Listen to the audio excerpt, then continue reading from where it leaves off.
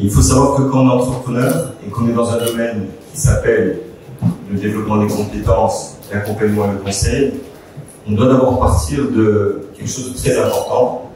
Autant on va le faire dans tous les projets, c'est d'autant plus important ce que je vais vous montrer.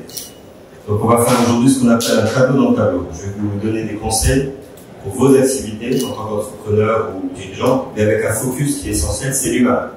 L'humain est au centre de la problématique. Donc si nous, au niveau d'Educaskills Academy Consulting, on veut servir l'humain, la première chose qu'on va faire, c'est comprendre dans quel environnement il évolue. Quels sont les enjeux qui sont posés. Donc l'analyse qu'on a faite, nous, de la dimension importante de la problématique qui est propre à cet environnement, c'est de poser des questions. Donc qu'est-ce qu'il faut pour qu'une entreprise, une organisation, qu'elle soit publique ou privée, fonctionne bien?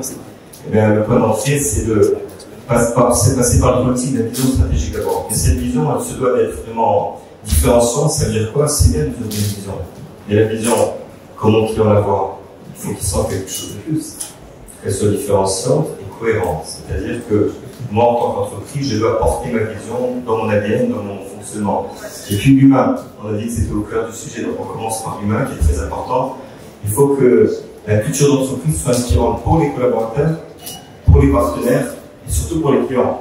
Quand on regarde l'extérieur, on se dit cette entreprise a une culture qui est X ou Y, eh bien on a envie de faire des choses avec cette entreprise. Et pour ceux qui sont salariés parmi vous, à chaque fois que vous allez choisir un nouveau job, allez savoir qui sont les fondateurs. Faites une recherche profonde pour savoir si l'ADN de l'entreprise correspond à votre ADN à vous. Si vous avez, on va dire en langage commun, des atomes crochus. Et vous engagez jamais dans un projet, même avec des clients. Permettez-moi de dire que si vous prenez un client en tant qu'entrepreneur qui est complètement diamétralement opposé à vos valeurs d'entreprise, vous risquez beaucoup. Parce qu'il peut très bien pas considérer la relation de la même manière que vous, et ça peut être dangereux. Donc il faut être vraiment très vigilant. Et puis le pilotage du changement, qui soit efficient et inspirant. Quand on regarde les meilleures entreprises qui performent mieux, qu'est-ce qu'on regarde? On regarde comment elles surmontent les difficultés. Moi, je fais beaucoup d'alpinisme, c'est pour ça que j'ai mis des photos de projets dans lesquels je suis. Je fais également des expéditions en mer.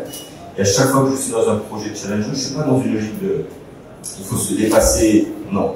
Ce qu'il faut, c'est pas ce dépassement au municipal, comme on dirait. Il faut que quand les gens me regardent en tant qu'entreprise, en tant que performeur, ils se disent on a l'impression de développer chez fort. Ça, pour moi, c'est une capacité de piloter le changement d'une manière qui est, comme on le dit, efficiente et inspirante. C'est-à-dire que tous les collaborateurs vont arriver au sommet de la montagne. Vous êtes déjà à la montagne, j'imagine, donc si on arrive en haut, il y a la moitié de l'équipe qui est en train de s'évanouir, c'est pas bien. Il faut qu'on puisse embarquer tout le monde. Et puis la notion de responsabilité sociétale authentique. J'ai bien choisi les mots parce que il y a beaucoup de greenwashing, hein, vous connaissez ce terme. Nous faisons de la RSE, nous faisons de l'ESG, toutes ces entreprises qui disent qu'elles marquent des points, mais on va se rendre compte, malheureusement avec cette cyberattaque qui vient d'avoir lieu, que finalement ces grands employeurs qui mettaient tout le monde sur un pied d'égalité, sans les citer évidemment, ne sont pas aussi engagés dans la RSE qu'ils le disaient. On va se rendre compte que les entreprises qui disent qu'elles ont accompagné des associations de portée internationale ou avec un engagement réel, n'ont fait qu'une petite action isolée.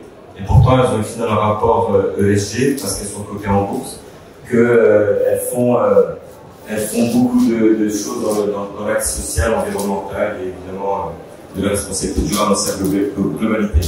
Donc il faut savoir décoder ces éléments. C'est important parce que quand vous travaillez en écosystème, et ça c'est une des forces qu'on a de la PBI, hein, je parle de la PBI au passage, c'est que quand un nouvel entrant rentre dans l'écosystème, il est soutenu, il est cautionné par un des membres existants. Et ensuite, évidemment, on accompagne dans le développement de leur activité avec un système de valeurs qui est commun. Enfin, je dirais innovation et montée en compétences, agile, très important, parce que le cœur du réacteur, c'est la montée en compétences. Si j'ai des collaborateurs qui sont bien formés et qui sont mis à jour régulièrement, qui ont de la formation continue mais en phase avec les enjeux du marché, là, je dis souvent à mes équipes, quand on forme nos experts, on ne forme pas pour l'entreprise ou ses collaborateurs, on forme pour leurs clients. La montée en compétences, c'est bien pour le marché qu'on a fait.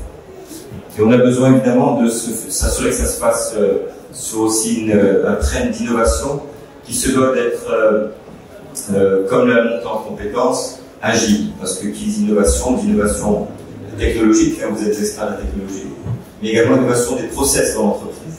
C'est essentiel. Les plus grandes innovations, sachez qu'elles viennent plutôt du process qu'elles viennent de la technologie, bizarrement.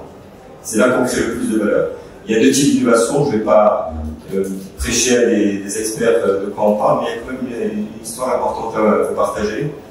Qui c'est qui se rappelle de la famille Medici, les Médicis, ça vous dit quelque chose? Donc c'est la période pré-Renaissance. On se trouve dans la ville de Florence et vous avez ce qu'on appelle des mécènes, qui sont des gens très fortunés de la ville qui disent nous allons faire de la ville de Florence un fleuron d'innovation internationale. Et pour ce faire, nous allons faire trois choses. Très important ce que je vous dis parce qu'on est dans la même configuration aujourd'hui que qu'on l'était à l'époque. Nous allons d'abord chercher les meilleurs experts de tous les domaines, de tous les coins de la planète. Deuxièmement, nous allons les financer. Imaginez, on finance l'innovation, on finance la start-up aujourd'hui. Et puis troisièmement, nous allons leur faire confiance. C'est un peu ce qui nous manque parfois sur notre marché. Et puis on va faire quelque chose de particulier, ce qu'on appelle nous aujourd'hui des innovations de rupture. On va faire de l'innovation intersectionnelle à cette époque de l'histoire.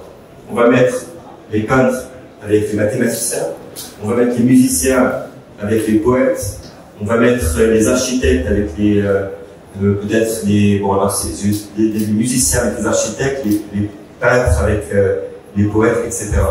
Et ça va donner quelque chose d'incroyable qui va être le premier grand événement de l'histoire en matière d'innovation généralisée et un mouvement qui devient quasi planétaire. Alors il y a beaucoup d'innovations avant, mais ce mouvement est particulier. Ça va donner l'étincelle qui a permis à des gens comme Leonardo da Vinci de voir le jour avec la chapelle Sixtine qui est un des plus grands chefs-d'œuvre artistiques du monde.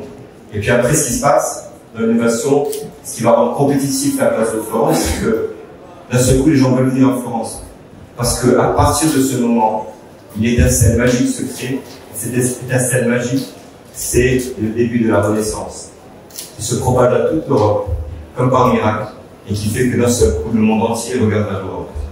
C'est de ça qu'on parle. Alors, je vais simplement dire autre chose de plus. Nous avons un why, c'est très important. Toutes les entreprises se doivent d'avoir un why. Et le nôtre, il est clair, je vais le lire parce que ça mérite.